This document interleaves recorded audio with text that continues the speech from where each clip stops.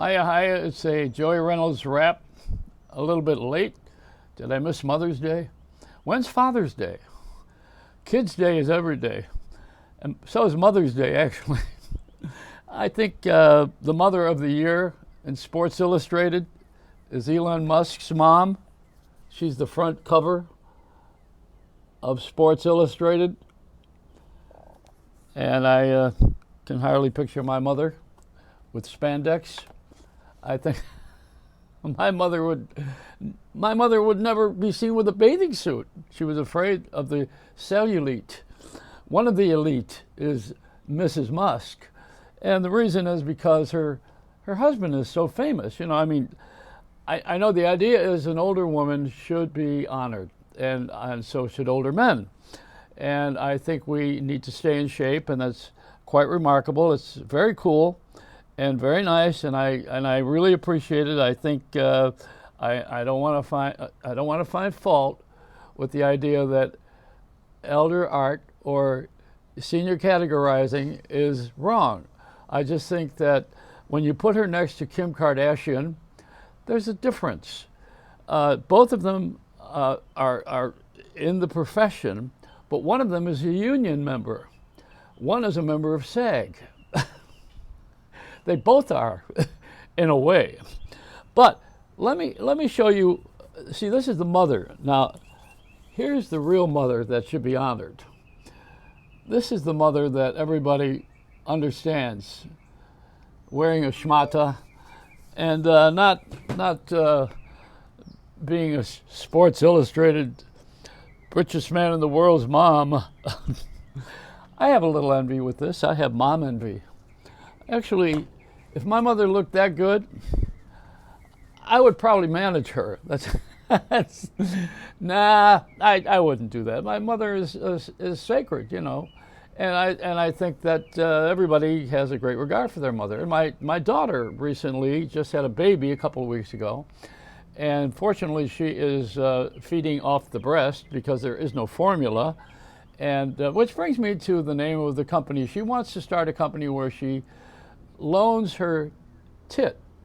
It's tit for tat. And see, the word tit is T-E-A-T, it's teat. It's a farm word. Now, I know that when they run this in review on YouTube or FaceTime or Facebook or DoTime, they're gonna really say, oh, well, you need the word tit, can't use that. But everybody's got one. But everybody's got a lot of things that we have in common that we can't use. That just has to be the one of them that we don't have a problem with right now, because we are looking for the breast of everything, and we don't have the food, so we're going to import it. So now we're going to get all of the formula stuff that we can from other countries. Now I guess you don't mind people coming across the border. Not if they're going to save our children, see? And if you have to bring them over with their breasts, it's still okay with me, but I'm not one of the volunteers. I will tell you that when I had the first satellite show, I did mention this before, I'm going to do it again. It was Satellite Live out of Hollywood, California, and it was the first satellite broadcast in history, 1980. And the guest was Lynn Redgrave, who was a movie star, and her sister, both of them were stars.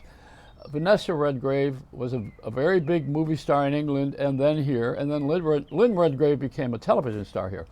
So Lynn had a baby, and so did my wife. And they both had children at the same time, around the same ages, weeks or months apart. And it was time for her to be interviewed by me on the air at Dick and Bert Studios in Hollywood. So Lynn came in and handed the baby over to her publicist, who handed it over to my wife, and my wife on the other side of the screen nursed both babies because they could. I found out, as I have mentioned, that I did not know that the parts were interchangeable, but they are. In other words, it doesn't matter where they get the milk from. So black parents and white parents, please know that it doesn't matter what color you are or what size you are. It's not about that. It's about nature, about what we were given to feed the children with. And every woman has that machine. If she, well, not everybody can produce milk, actually. What's that? There's an instrument too where they suck the milk out and keep it and store it. I forget the name of it. But you know, this is a process.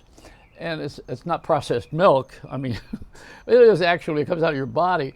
And it depends on what you eat too, you know. I mean, a lot of it is very, very dangerous if people eat nothing but carbs all day.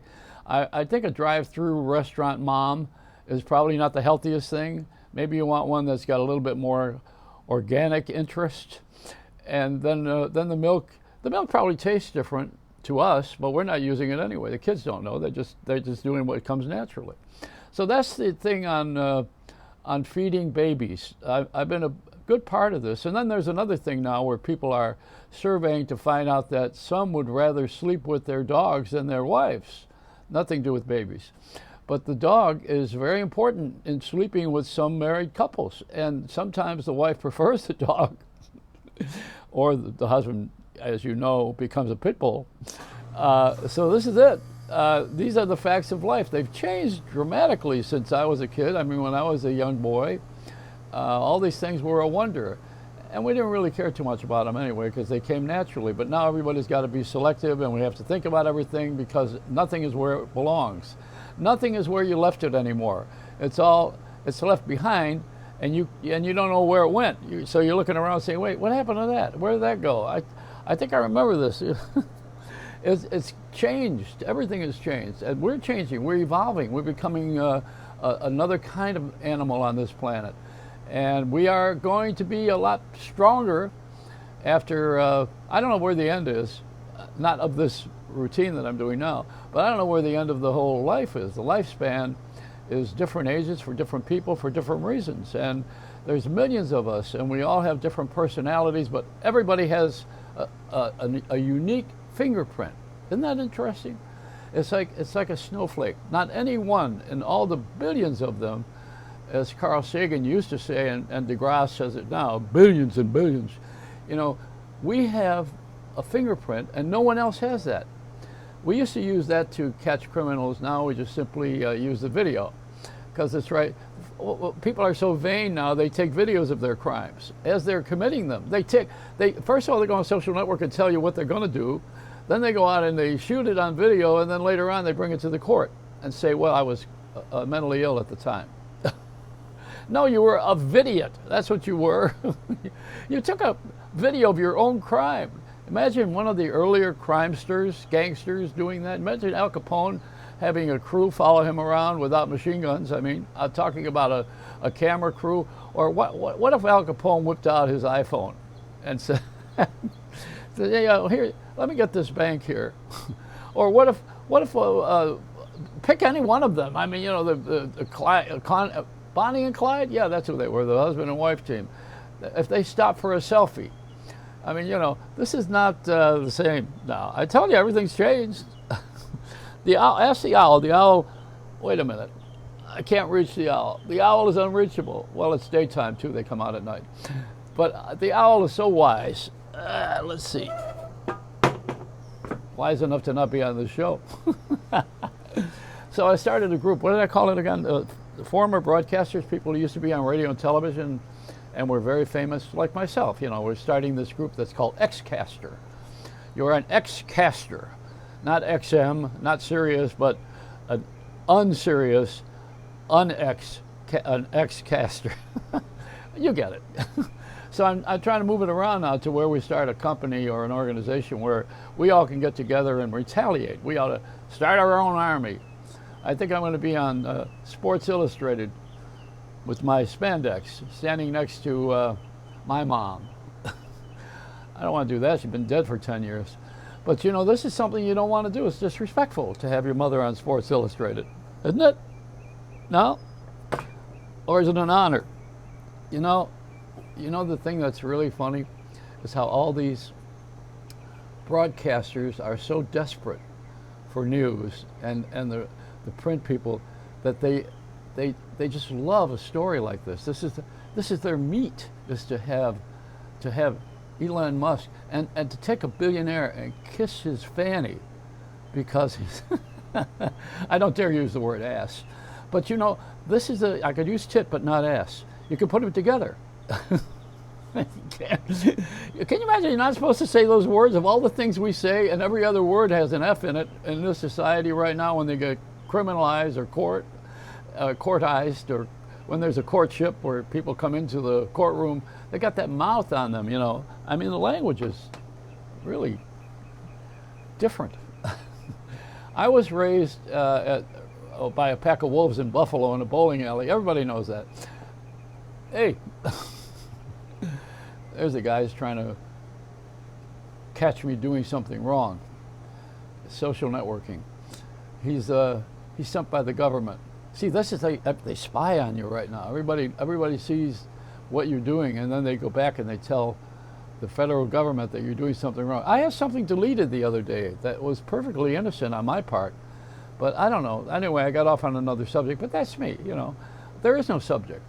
There is no end to this story. This is a never-ending story. My life, it goes on.